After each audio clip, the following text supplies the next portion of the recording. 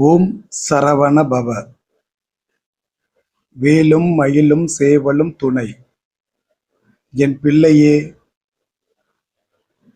உன் மனதில் ஒருவித நிம்மதி குறைபாடு இருப்பதை காண்கிறேன். கொஞ்சம் பொறுத்துக்கொள். ஒரு வினை தீரும் கடைசி நிமிடங்கள் பெரும் துன்பமாய் தோன்றும்.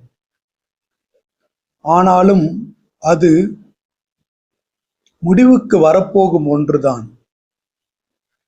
அதை கடந்துவிட்டால் நிம்மதி மீண்டும் வந்துவிடும்.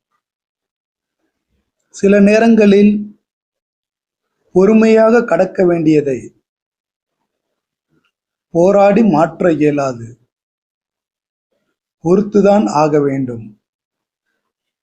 உனக்கு கூடுதல் சக்தி தருகிறேன். இந்த சூழலை தாங்கிக் கொள்ள மற்றும் இதனை கடந்து செல்ல சக்தி கிடைக்கும். எந்த முயற்சிகளையும் நிறுத்த வேண்டாம். நம்பிக்கையோடு அது தொடரட்டும். முயற்சி அதற்கான பலனை நிச்சயம் தரும். முருகன் அருளால் இந்த சூழலை பொறுமையாக கையாளுவேன் என்று பதிவிடு.